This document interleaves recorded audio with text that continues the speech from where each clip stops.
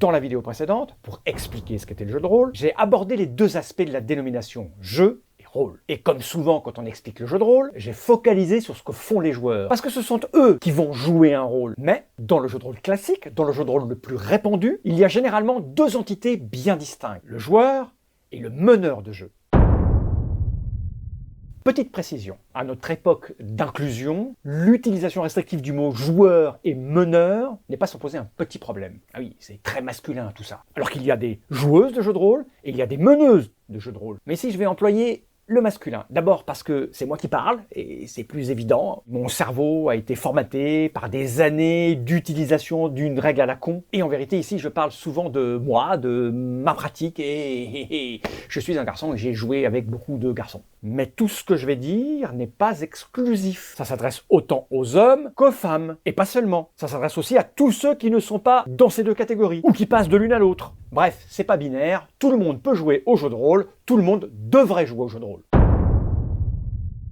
Avant d'aller explorer chacun des rôles, joueur, meneur, ah oui, rôle, là on a une nouvelle utilisation du mot rôle, histoire de bien foutre la merde dans les explications.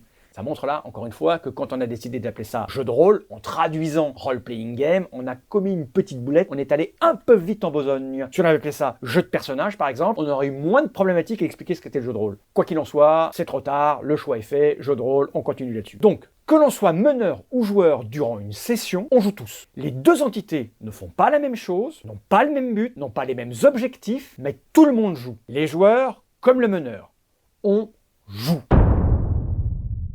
Celui que l'on considère comme le joueur, celui qu'on appelle le joueur, est en fait appelé personnage joueur, PJ. Là vous comprenez tout de suite pourquoi je dis qu'on aurait dû appeler ça jeu de personnage. Car en vérité, on joue des personnages. Même le meneur joue des personnages que l'on va appeler des personnages non joueurs, PNJ. Dans la pratique standard la plus répandue, il va falloir que j'arrête de dire ça parce que si je le fais pas, il y a toujours quelqu'un qui en commentaire va me dire oui, mais il existe des jeux il y a des systèmes qui permettent de, je le sais, mais mon propos ici est de focaliser sur la pratique la plus répandue à l'heure actuelle, sur la pratique standard, pas la marginalité. Et quand même cette marginalité deviendrait un standard, on n'en est pas là pour le moment. Donc, je verbalise ce qu'il y a de plus courant pour que les gens comprennent bien les bases de ce dont il est question. On est d'accord? Donc, dans la pratique la plus standard, un joueur, pour jouer son rôle, va avoir une feuille de personnage avec tout ce qui caractérise le personnage. Son nom, son âge, son origine, ses caractéristiques, ses compétences, ce qu'il sait faire, son histoire personnelle s'il en a envie, enfin bref, des tas d'éléments qui vont lui permettre d'incarner ce personnage. Tout cela va dépendre du système qu'on utilise et de l'univers dans lequel on évolue.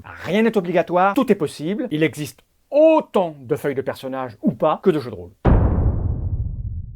Le personnage, le plus souvent, est dans une équipe. Il part à l'aventure avec d'autres. Donc, un joueur joue avec d'autres joueurs. Le plus souvent de manière coopérative. C'est-à-dire que tous les joueurs à la table ont le même objectif. Ou à peu près. Faire au mieux pour aller au bout de l'histoire. Bien sûr, c'est une coopération somme toute relative. Un joueur peut avoir un intérêt personnel prioritaire, surtout celui de rester en vie. Cet intérêt personnel peut aller à l'encontre de l'intérêt d'autres joueurs à la table. On peut donc trahir, se faire trahir. Là aussi, il y a autant de variations que de rôles et que de jeux de rôle. Dans tous les cas, enfin dans la plupart des cas, les joueurs écoutent le meneur leur raconter ce qui se passe. Et ils vont répondre à la sempiternelle question « Que faites-vous » Ils vont discuter entre eux, ils vont échanger, ils vont réfléchir ensemble, ils vont essayer de tirer au clair ce qui se passe, ils vont essayer de trouver la meilleure tactique, la meilleure stratégie pour se sortir de situations pas toujours maîtrisées. Ils vont résoudre une intrigue, ils vont progresser dans l'univers, bref, ils vont jouer leur rôle, ils vont jouer. Dans le sens premier du mot, c'est-à-dire se divertir en suivant des règles. Pour les joueurs, la tâche est assez finalement simple, très égocentrée. Ils ne s'occupent de pas grand-chose, si ce n'est foutre la merde dans tout ce qu'a prévu le meneur de jeu.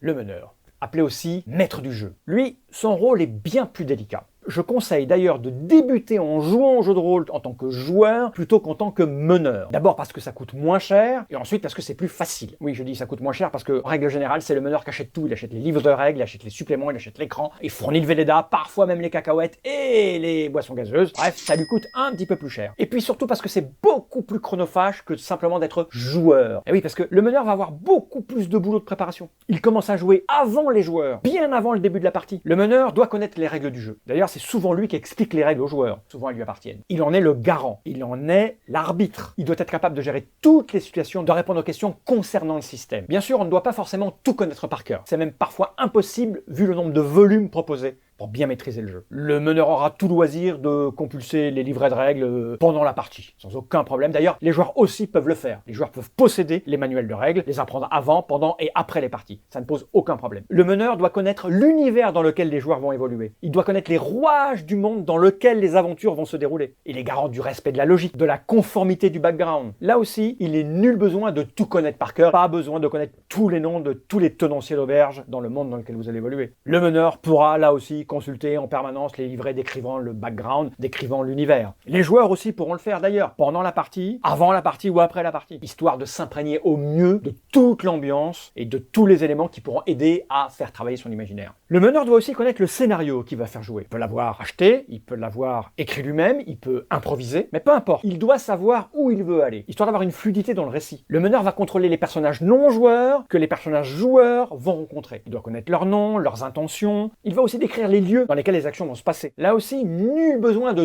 tout connaître à l'avance, surtout quand il est question de campagne avec de multiples scénarios et de multiples aventures. On peut toujours compulser en permanence le livret du scénario, le livret des aventures. Sauf que là, cela ne concerne que le meneur. Les joueurs n'ont pas à consulter le scénario, sinon c'est triché, c'est spoilé, c'est mal. Moi j'ai connu des joueurs qui allaient lire les scénarios avant de les jouer. C'est très mal, c'est très mal. Et puis, il y a les tâches moins évidentes, moins concrètes. Le meneur devra savoir quel type d'émotion il veut faire vivre à ses partenaires de jeu. Jusqu'où il peut aller. Il doit être attentif à tout ce qui se passe, tout ce qui se dit à la table. Il doit être capable de rebondir suite à des propositions, suite à des péripéties, suite à des échecs au mauvais moment, suite à des réussites trop réussies. Le meneur doit faire preuve de justice. Il doit jongler entre ce qu'il veut pour la partie et ce que les joueurs veulent pour la partie. Il ne doit pas frustrer, mais il ne doit pas non plus tout autoriser. C'est un équilibre assez délicat à trouver. Bref, être meneur de jeu, ou meneuse de jeu, c'est un sacré challenge. Il n'existe pas de bonne manière ou de mauvaise manière de mener une partie. Si ce n'est être en adéquation avec ses propres attentes de meneur et les attentes des joueurs. Alors évidemment, il y a beaucoup de choses à dire sur la manière de jouer pour un joueur et de mener pour un meneur. Alors tous ces aspects ne peuvent pas vraiment être abordés de manière linéaire, séquentielle. Je pencherais plutôt pour une arborescence, avec des allées-venues. C'est ce que je vais faire. Donc, si la chose vous intéresse, je vous propose de vous abonner, de cliquer sur la cloche pour être prévenu la prochaine fois que je vais mettre une vidéo en ligne. Parce que je vais en mettre plein. Je vais revenir souvent. Parce que le jeu de rôle, c'est simple, mais c'est aussi complexe.